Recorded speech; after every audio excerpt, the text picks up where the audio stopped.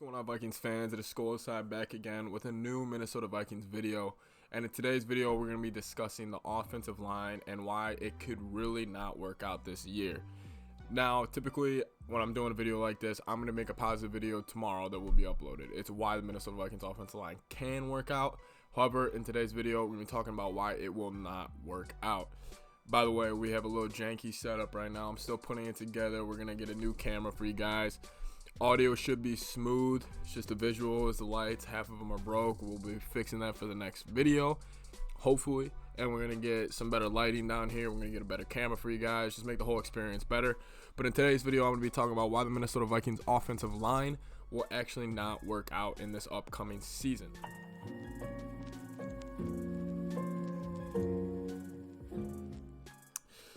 Now, I'm going to just go through each position group and give what I think. First off, I'm just going to start with the right tackle. I feel like even in the worst case scenario, I feel like Brian O'Neill is going to have a good year. I'm not going to talk about Brian O'Neill. He was great. He was fantastic. He's everything I wanted out of him and even more. So, I think he's a top 3 tackle in the league. Just going to leave it at that. Now, moving in the right guard, we did cut Josh Klein in this offseason. Now, I feel like the Vikings, they had a really good offseason. I feel like as a whole, they really just they brought everything together this offseason. You know, every move they made, I could see why they would make that. Even the Diggs trade, everything, cutting Rhodes, letting Mack, even though I thought that was a little suspect why they let Mack walk for such a little amount of money. However, cutting Klein was the one move where I was just kind of sitting there thinking, why would they do this? What is their plan with all this? So again, the right guard position, it could be taken by Dozier. It could be taken by Elflein, could move the right guard, even though I hope he does not. That would not be good to me. I don't think Elflein should be on our offensive line this year at all. However, right guard is really up in the air. Who's going to be playing there? They could move Reef, the right guard, even though I think they will end up moving Reef, the left guard this year, and adding Ezra Cleveland to the left tackle. Anyways, about the right guard, I feel like it's up in the air, and especially when we're going against teams like the Bears on our schedule. The Saints have good interior defensive linemen, especially the Bears. That's 2 times a year. Packers 2 times a year where they're bringing it up the middle, and they're bringing it. And our guy Kirk, he doesn't handle pressure up the middle that well. However, the Bears, Packers, they bring it up the middle. I really hope the interior offensive line kind of gets going, or else we could be in for a long year when we play those guys. All right, now moving on to the second-year guy, Garrett Bradbury. I absolutely love Bradbury. I think he's going to have a great year. However, we're going to look at this on a more negative side. If the Vikings offensive line is not going to have a good year, it honestly starts with center with Bradbury. If he takes a step back from where he was last year, which is a very up and down year last year, every other game, I feel like we would be coming here saying, oh, wow, Bradbury really took a step forward this year. Bradbury really didn't take a step forward this game. He went back, he went forward. It was just very back and forth type of season with Garrett Bradbury. But in this upcoming year, I personally think he'll be more consistent. I'm not saying he's going to be an all-pro. I'm not saying he's going to be a Pro Bowler. I think he'll just be more consistent, and that's what we need from Garrett Bradbury. If I'm being honest, it's just consistency from the center position because, like I said, last year was just hit and miss with him. So I just say he ends up missing a lot this year with the center and right guard where it is. Could be in some trouble. All right, now coming at my least favorite position on the entire Minnesota Vikings offense is the left guard. We can all agree as Vikings fans that this left guard position has been driving me crazy for years. Elflein, 2 years ago, his rookie year, I'm like, okay, I can see him developing. And then you get to last year. It's just like, where did this guy go? He was terrible last year. And the thing about, he wasn't terrible where it was like, oh, he had a bad game. It's like he was terrible where it was like you could put any other player in there and they're doing better than what he did.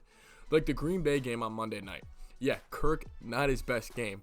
But you can put a lot of the blame on Pat Elflein. And it kind of sucks because I like Elflein as a guy. I think he's a really good guy. I think he works hard. I just think he's undersized in today's NFL. Yeah, he moves well in the run game. You can pull him out. You can use him as a pulling guard really well, and he does that pretty well. However, when it comes to pass protection against guys like Kenny Clark, Hicks on the Bears, like all these guys, he just gets manhandled.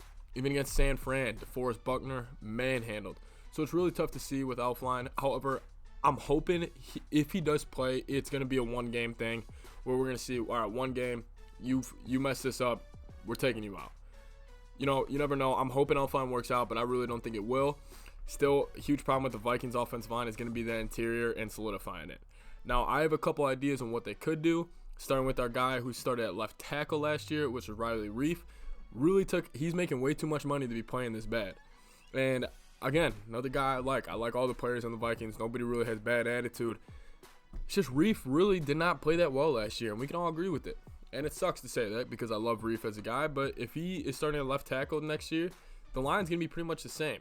Now, when I'm saying this about last year, I just want to say I do not think the Vikings offensive line as a whole was bad last year.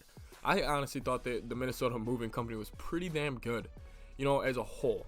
However, there was just games where it's just like, maybe you could put it on Kirk, whatever, but there were just games that just got manhandled, and I'm hoping that doesn't happen last year. One problem I could see happening with the offensive line this year is if they start moving pieces around.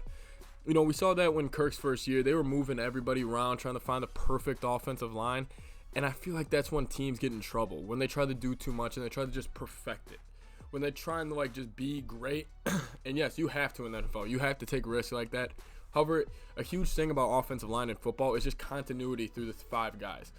I believe last year, our 5 offensive linemen, besides O'Neal and maybe Bradbury since he's a first rounder too, we're not that skilled. They were undersized, but they all knew how to play together.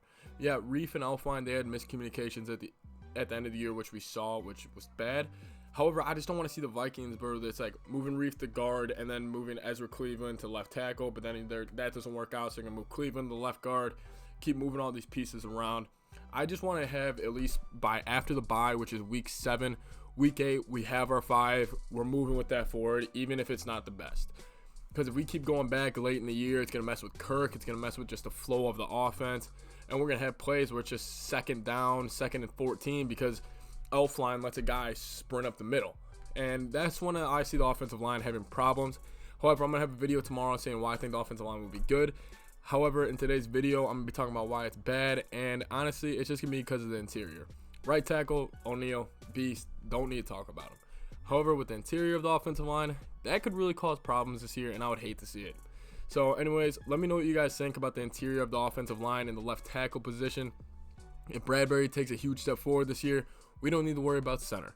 However, if he's still inconsistent, maybe we got to worry about it. I mean, I'm not ready to pull the string on Bradbury. It's only his 2nd year. It takes time in the NFL. However, we just got to start thinking about this and start thinking about where our interior offensive linemen will go.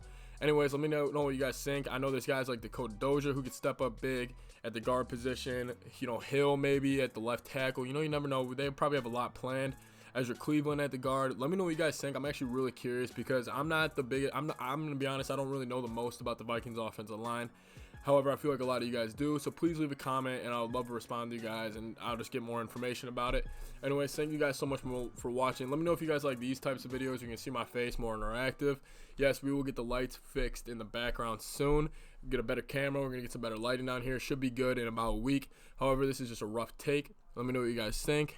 Anyways, thank you guys so much for watching, and Skol Vikes.